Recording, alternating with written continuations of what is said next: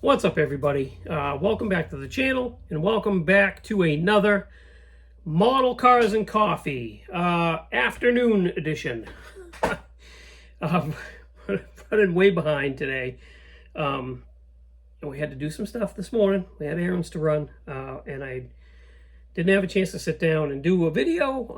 And then I was in here doing some other stuff, and it like clicked.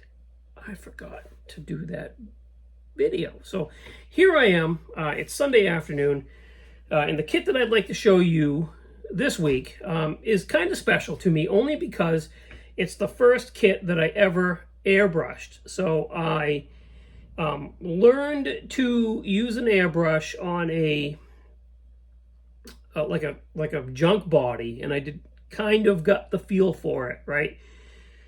And then that same day, I jumped right into painting the model that I'm going to show you.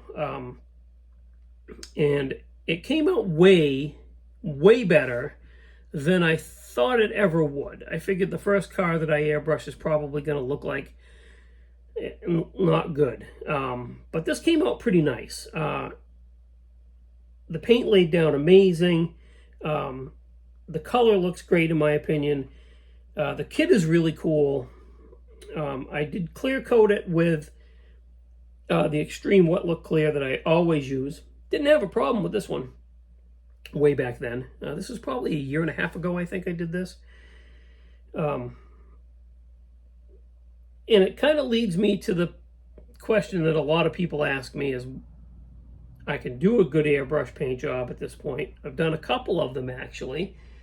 Why don't I airbrush everything? And the answer to that is, other than the fact that I'm probably, just because I'm lazy, I couldn't tell you.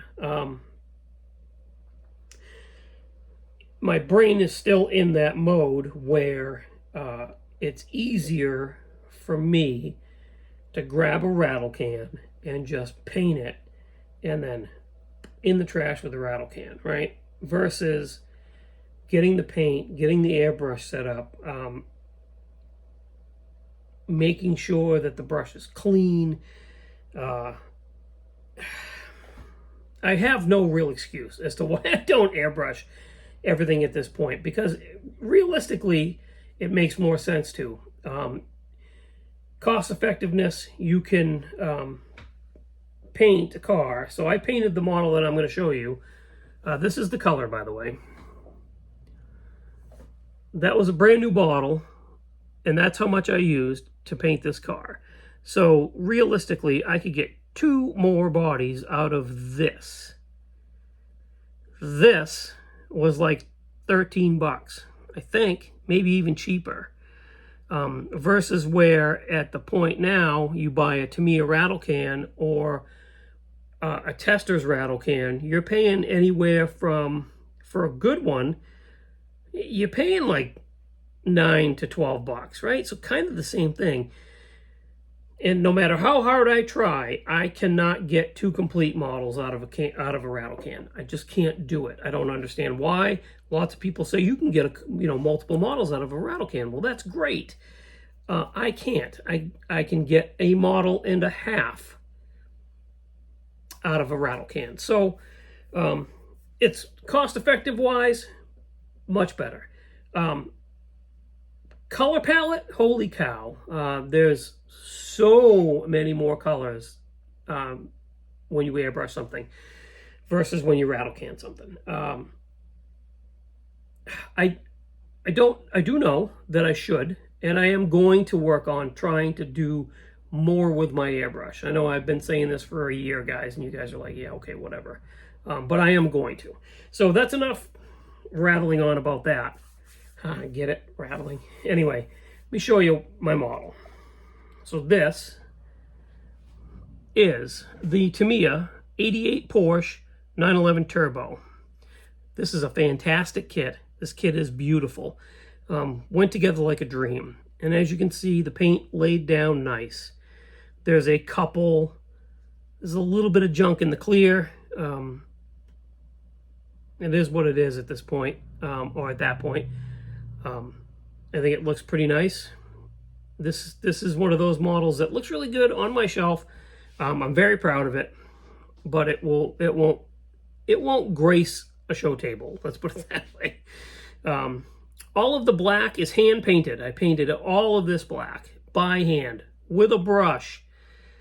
A lot of people mask all that stuff off, but I thought, man, it's going to be a pain in the neck to mask all of that and paint it black. I could have used black bare metal foil. We all know how much I hate bare metal foil. So I've still got a steady hand. I do all my trim by hand, every bit of it on every model. All the trim is hand painted by me, and I do a pretty good job, I think. This looks pretty good, being hand painted. This was built right out of the box. I love the way these wheels look with the polished look. Those are just got some black wash on them. That's it. The underside is just, you know, some people say that the bottom of this should be body color. Some people say that the bottom of it could be black. I don't know. I just went with black. I like the contrast of a black. But anyways, there it is. That's this week's Model Cars and Coffee. The first model I have ever airbrushed. And I'm proud of it. So there you guys have it. So thank you for watching. Sorry it was late. I know a few of you are, probably looking for it first thing in the morning, but you can have coffee in the afternoon, right?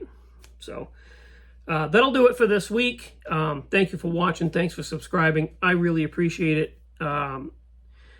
Boy, I've got some work to do. As soon as I get off of here, I'm going to wet sand the Impala and get that ready to polish so I can get that. I would love to have that done by next weekend. Love to have it done. Hopefully I can. We'll see what happens. But until the next time, thank you very much, and I'll see you next time. Bye, guys.